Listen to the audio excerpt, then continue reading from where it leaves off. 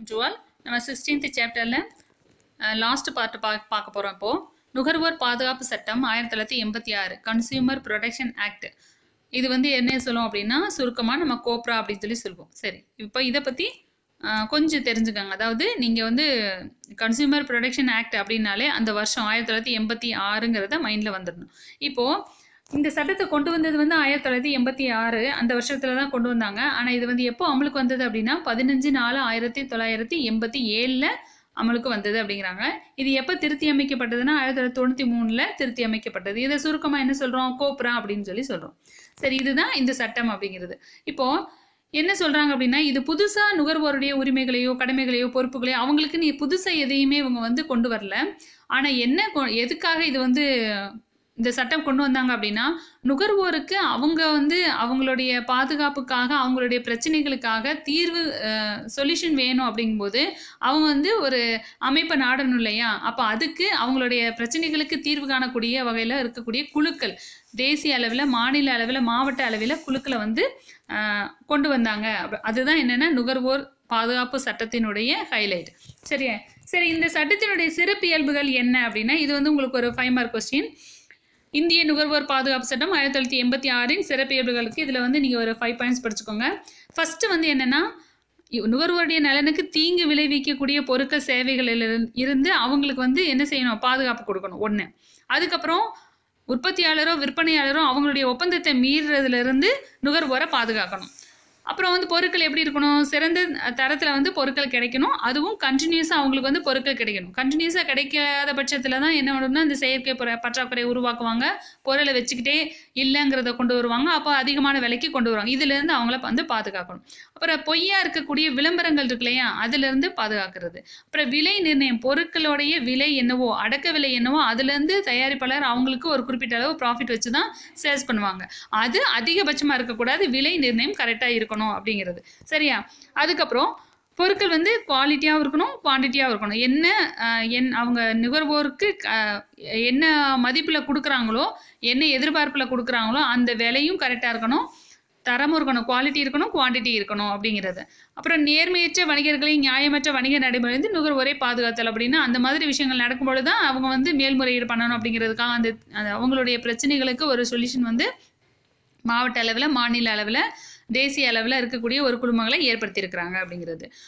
அதுக்கப்புறம் நுகர்வோர் பாதுகாப்புக்கு மாசுபாடு, அதாவது சுற்றுச்சூழலுக்கு எந்த விதத்திலையும் பாதிப்பு இருக்கக்கூடாதுங்கிறது தானே சொல்கிறோம். பல்வேறு வகையான மாசுபாடுகளிலிருந்து நுகர்வோரை பாதுகாத்தல் அப்படின்னா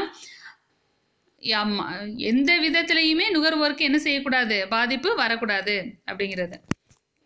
வணிக போட்டிகளினால் விளையும் தீய விளைவுகளிலிருந்து நுகர்வோரை பாதுகாத்தல் அப்படின்னா, வணிக போட்டிகள்னா நிறுவனங்கள் அவங்களுக்குள்ள போட்டியிடுறது வந்து, போட்டிங்கிறதே முதல்ல நம்ம என்ன சொல்லுவோம்? அவங்கவுங்க திறமையை வந்து வெளிப்படுத்துறது தான் போட்டின்னு சொல்லுவோம். அப்படிதானே? அப்போ அவங்க திறமைகளை தான் வெளிப்படுத்தணும். அதாவது அவங்க திறமைகள்ங்கிறது இங்கே என்ன சொல்லுவோம்? அந்தந்த தயாரிப்பாளர் அவங்கவுங்க பொருட்களுடைய குவாலிட்டி, தரம், அதுதானே. அதன் மூலமாக தான் நுகர்வோர்கிட்ட போட்டியிடணுமே ஒழிய, நுகர்வோரை வந்து கவர்ந்துழுக்கணுங்கிற ஒரு தாட்டுக்கு வரணுமே ஒழிய, இவங்க என்ன செய்யக்கூடாது?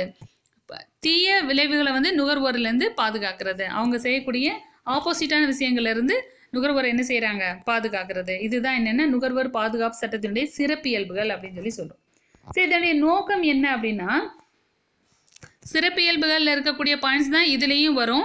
ஆனால் இதை வந்து நீங்கள் என்ன செய்யணும்னா நோக்கங்கள் அப்படிங்கிற ஹெட்டிங்கு கீழே எப்படி கொண்டு வரணும் அது மாதிரி எழுதணும். ஆனால் எல்லாமே அதே மாதிரி தான் வரும். ஃபர்ஸ்ட் பாயிண்ட் பாரு, உயிருக்கும் உடைமைக்கும் ஊறு விளைவிக்கும் பொருட்களை சந்தைப்படுத்துவதற்கு எதிராக நுகர்வோரை பாதுகாத்தல். இதுதான் ஃபர்ஸ்ட் நோக்கம். முதல்ல என்ன செய்யணும்? சேஃப் தான் ஃபர்ஸ்ட். உயிருக்கும் உடைமைக்கும் ஊறு விளைவிக்கும் பொருட்களை சந்தைப்படுத்துவதற்கு எதிராக நுகர்வோரை பாதுகாக்கணும். அதுக்கப்புறம் எப்படி இருக்கணும்?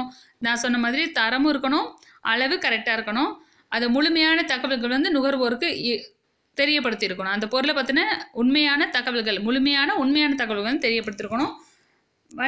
நியாயமற்ற வணிக நடைமுறை வந்து நுகர்வோரை பாதுகாக்கணும். இப்போ இதில் சிறப்பியல்புகள் இருக்கும் இல்லையா? அதில் இருக்க பாயிண்ட்ஸ் தான் மேக்சிமம் இதுலேயும் வரும். சுரண்டல் நடைமுறைகளுக்கு எதிராக தீர்வுகளை தேட நுகர்வோருக்கு அதிகாரம் அளித்தல் அப்படின்னா, இவங்க ஏமாற்றப்படும் பொழுது நம்ம சொன்னோம் இல்லையா, 3 அடுக்கு மூவடுக்குன்னு சொன்னோம் இல்லையா, தேசிய அளவில், மாநில அளவில், மாவட்ட அளவில், அதில் அதை நாடுறதுக்குண்டான உரிமை வந்து யாருக்கு இருக்குது? நுகர்வோருக்கு இருக்குது. அதை வந்து அவங்களுக்கு தெரியப்படுத்தணும் அப்படின்னு சொல்லி. சரியான விலையில் பொருட்கள் வந்து தரமான பொருட்கள் வந்து கிடைக்க செய்யணும் அப்படிங்கிறது. சரியாப்பா?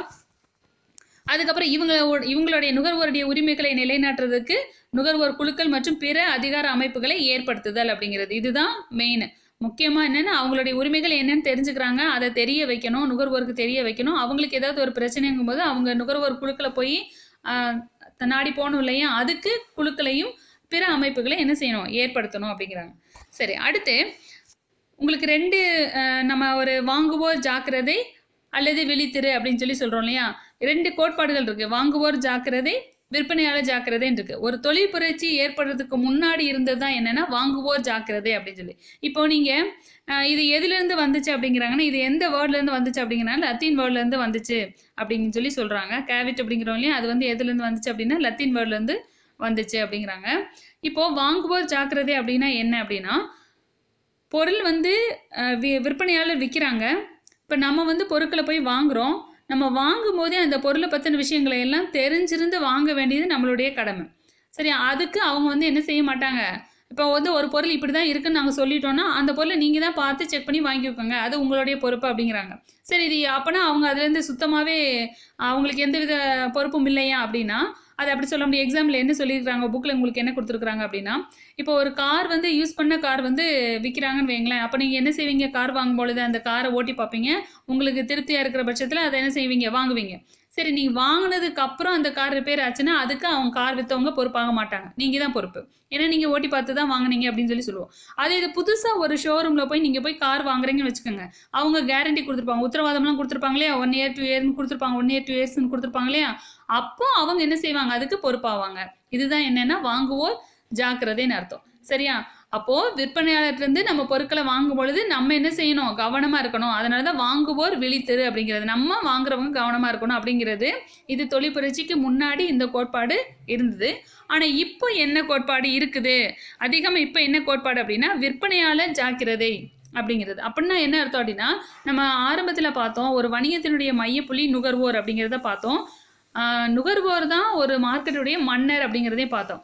அதை புரிஞ்சுக்கிட்ட ஒரு கோட்பாடு தான் என்னென்னா விற்பனையாளர் ஜாக்கிரதை. அதாவது நுகர்வோருக்கு தேவையான பொருட்கள் அவங்களுடைய விருப்பத்தை அவங்கள திருப்திப்படுத்தக்கூடிய வகையில் இவங்களுடைய பொருட்கள் இருக்கணும், விற்பனையாளருடைய பொருட்கள் இருக்கணும். அதில் அவங்க ஜாக்கிரதையாக இருக்கணும். அப்படி இல்லைன்னா மார்க்கெட்டில் பொருள் விற்காது அப்படிங்கிற ஒரு தாட் சொல்லக்கூடியது தான் என்ன அப்படின்னா விற்பனையாளர் ஜாக்கிரதை அப்படிங்கிறது. அப்போது அவங்க ஒரு தயாரிப்பாளர் அவருடைய பொருளை பற்றின விஷயங்களை உண்மையான தகவலை நுகர்வோருக்கு தெரிவிக்கிறாங்க. அப்போ தான் நுகர்வோர் வந்து அந்த பொருளை வாங்குவாங்க. இல்லைன்னா நம்ம பொருள் வந்து விலை போகாது அப்படின்னு சொல்லி விற்பனையாளர் வந்து ஜாக்கிரதையாக இருக்கணும் அப்படிங்கிற கோட்பாடு தான் என்னது, விற்பனையாளர் ஜாக்கிரதை அப்படிங்கிறது. சரியாப்பா? அவ்வளோதான், இந்த சாப்டர் வந்து முடிஞ்சிருச்சு. நான் ஒவ்வொரு ஒரு 5 மார்க்கும் 2 மார்க்கு அந்த மாதிரி தனித்தனியாக தான் உங்களுக்கு நான் சென்ட் பண்ணியிருக்கிறேன். படிங்க.